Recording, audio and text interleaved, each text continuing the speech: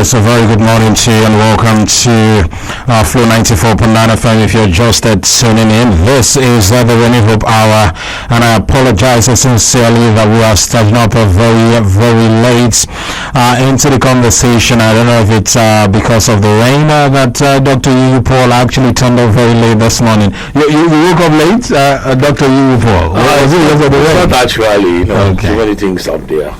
I was thinking that maybe you slept off and then some days are like that. Indeed. I know you've been on the road and very stressed out this past few days. Yeah, because of the election that is around the corner. Good to have you on the program. Thanks. Okay. All right. So this morning we want to look at the act of restructuring Nigeria under the administration of President Bola Tinubu, and as well as under the umbrella of the Renewed Hope agenda. And there are key issues that we're going to dissect this morning. And first, we're going to look at the act of restructuring Nigeria under the student loan, under the Regional Development Commission, the state police, and local government. So these are the key areas that we're going to start off with this morning. But the one question is how far these policies have been able to impact the lives of Nigerians under this administration. Dr. Yu Paul is going to give us his views once we return from this very important message. Just stay with us.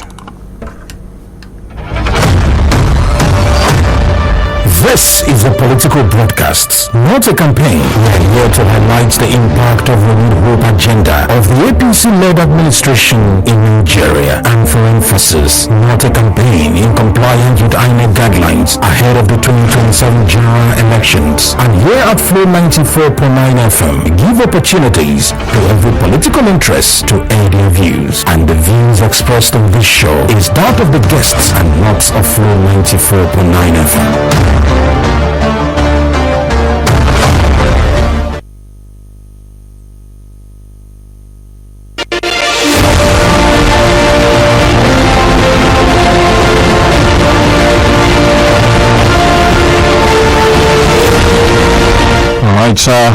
Like I mentioned, the act of restructuring Nigeria through some of the policies pushed out by this very administration. Let's start with the student loan. Would you say that it has indeed changed the trajectory of education in this very country? Of course, it has changed the trajectory, and not only student loan.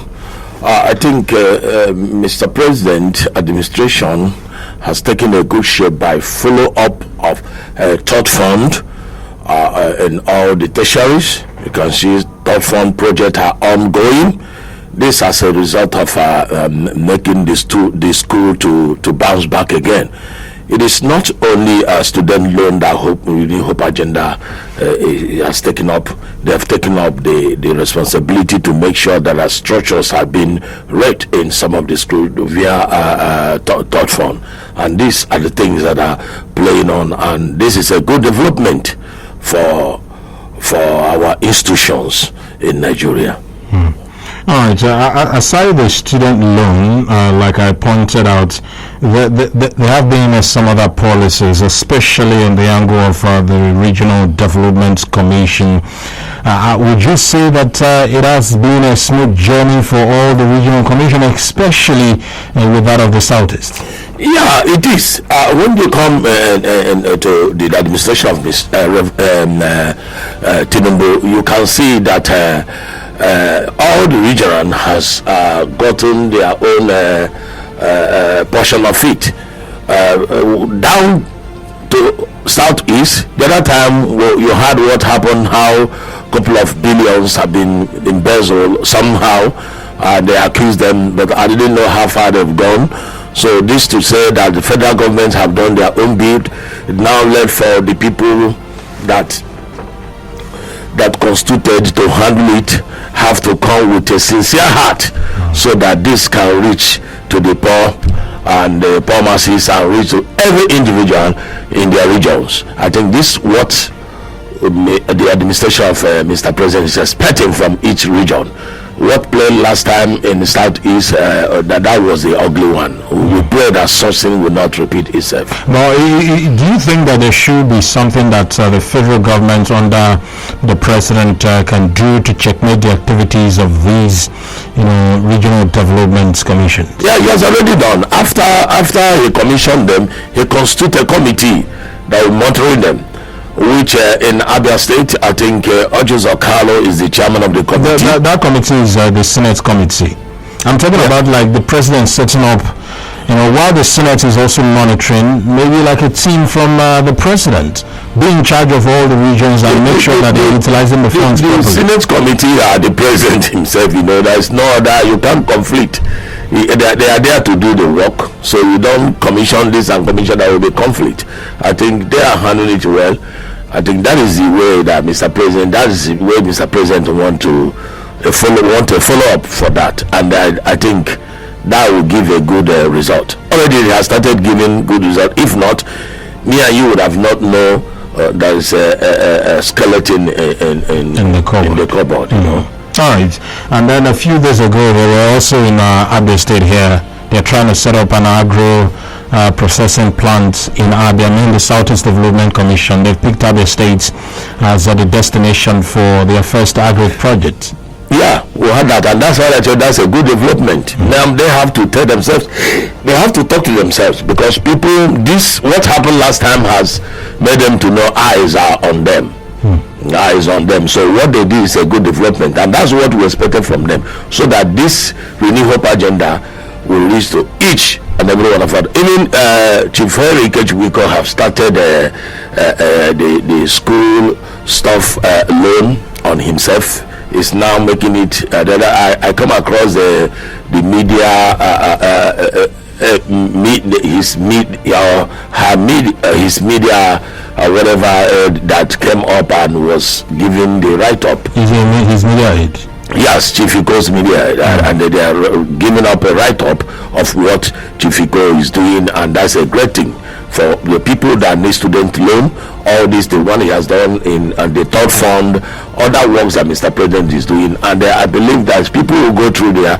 It maybe I find it difficult. I think through there it can be a lot. We can have harmful help from them for people that are seeking for such. All right. Yeah. Okay, so let's talk about the big one, which is a huge conversation in the country at this point. That is the issue of state police. Yes, the Senate this week also made it clear that in the next 2 weeks they were going to transmit the bill to the 36 states houses of assembly, so that they can also have a look and also have their input as stipulated by the law.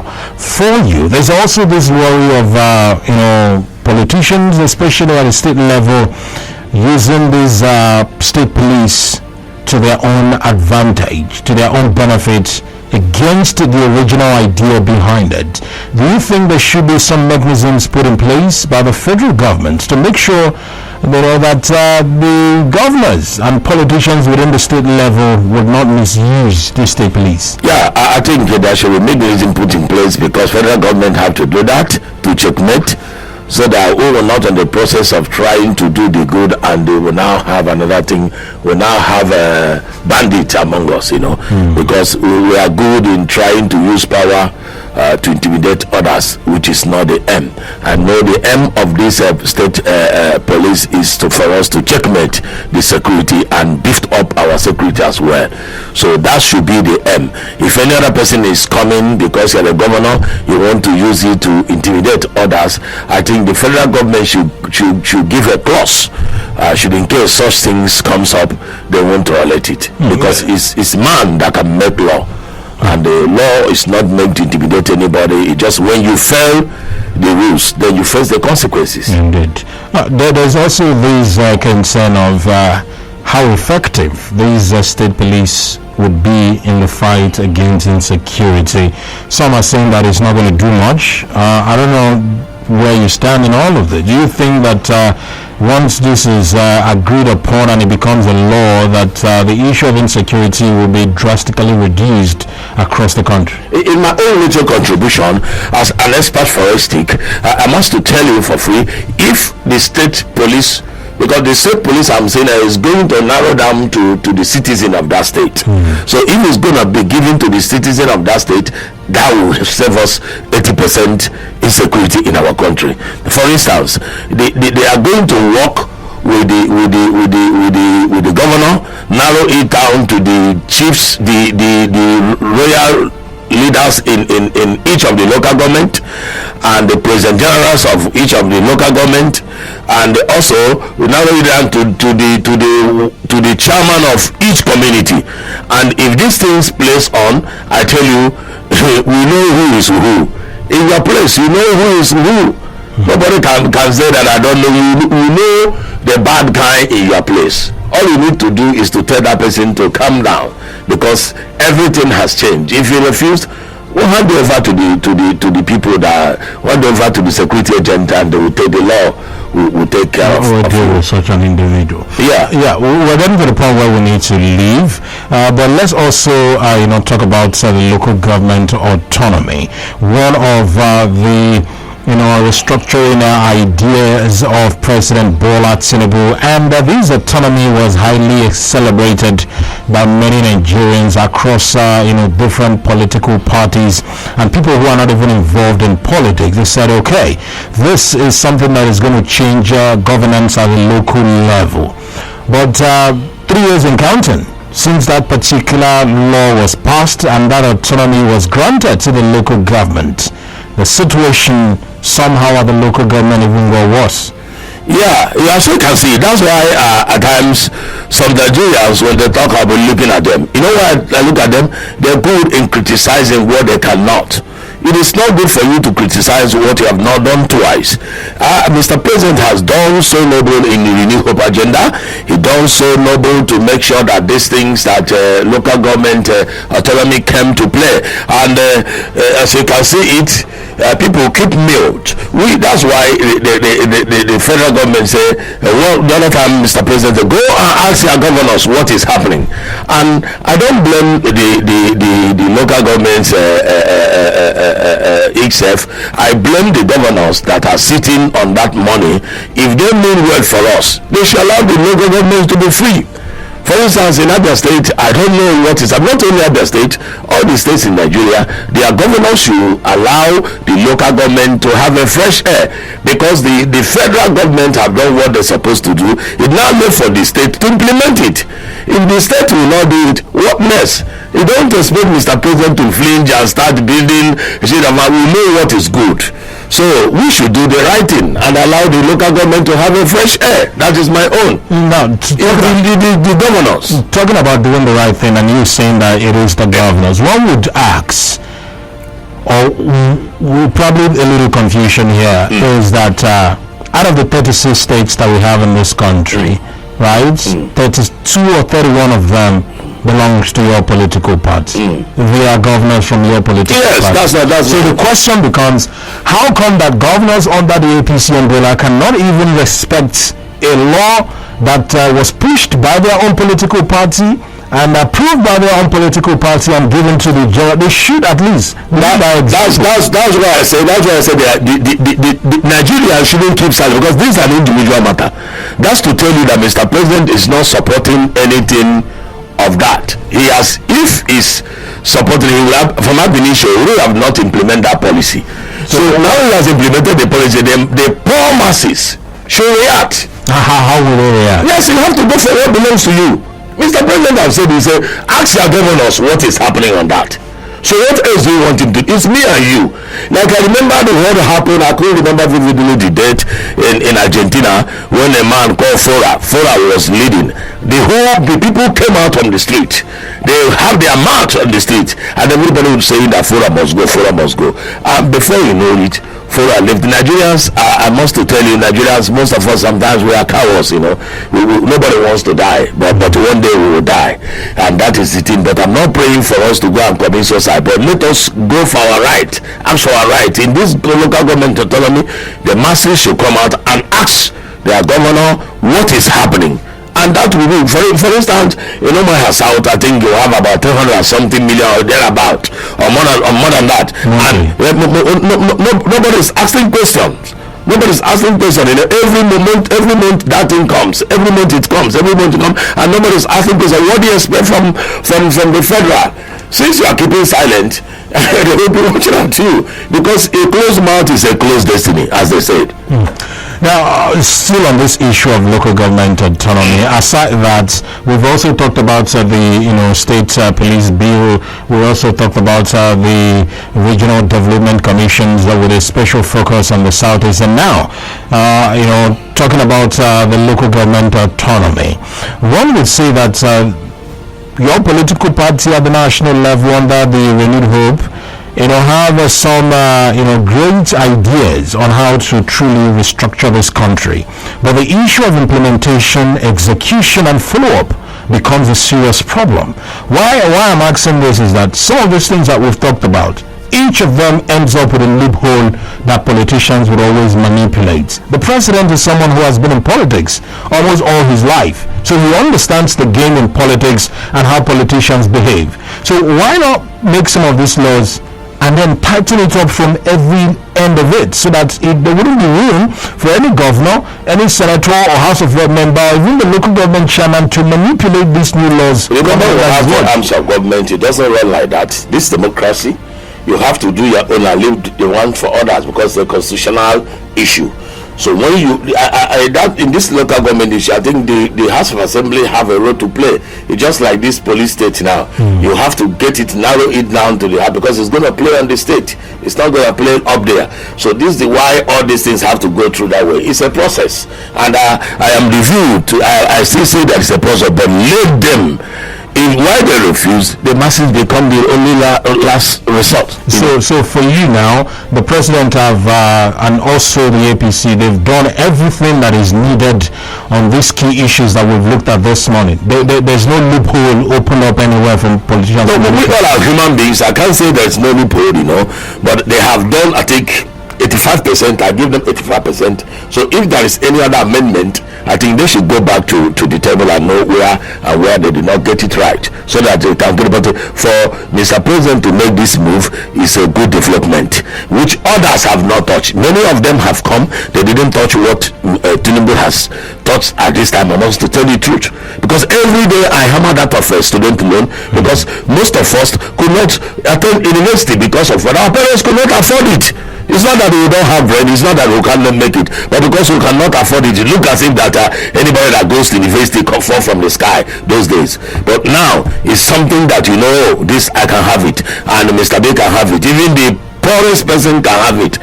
These things, I tell you, many brain are wasting on grave, because nobody was there to help them out. But Mr. President has come now to burn Nigerians. I should give him kudos to that. All right. I don't know if you do tell the people who are coming for this particular student loan that this is a loan that they will have to repay back. Even if you are going to repay it back, first of all, get what you want. Is it not when the federal government give you work, you start repaying back? Train me up and give me a job, I will pay it back. It's better. A living dog is better than a dead lion, Yeah. Really? Yeah. Okay. Yeah. Alright, it's 94.9 FM. This is still the Renewed Hope Hour on Flow 94.9 FM this morning. And we've been looking at issues concerning the APC, especially as it has to do with the administration of President Bola Tinubu, his ideas and agendas under the Renewed Hope to restructure Nigeria. Some of the policies pushed out, how far and how well have they fared, towards transforming the trajectory of our great nation. Nigeria is our great focus this morning. We've looked at the student loan. We've also looked at the state police bill, and also the regional development commission and the local government autonomy that was granted under his administration. How far, how well are these policies affecting the lives of ordinary Nigerians in the streets, under the rain and under the sun, putting up work to make sure that their life gets better, becomes the real question this morning. And sadly, we're at the point where we need to leave the studio. But before we do that, your final take, Honorable. Yep. Your final take on our conversation this morning. Okay, my final take is this. I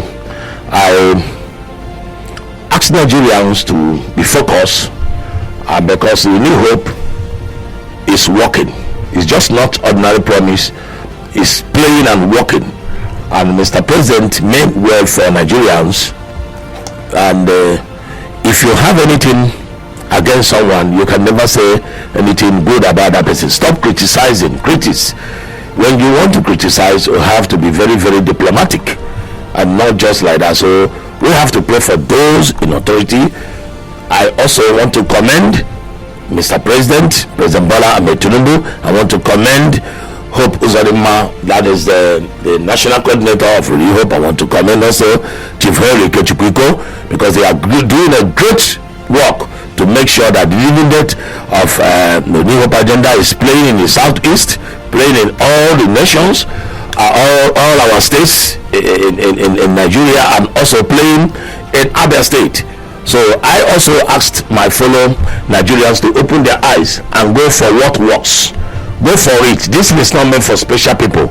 The student loan is not meant for special people. It's meant for any citizen of Nigeria. So if you can go for that, I hope that will leverage many families that cannot afford, because most of them have their 3 children in school. Don't let anybody to deceive you and tell you that this is a mirage or whatever. It's real.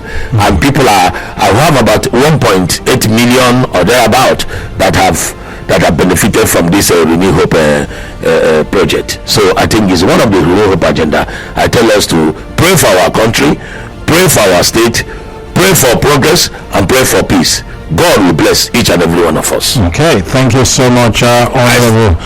My name remains Honorable Dr. Yupo. Yes, indeed. A forensic expert and also an APC chieftain. Thank you so much for coming through this morning on the program.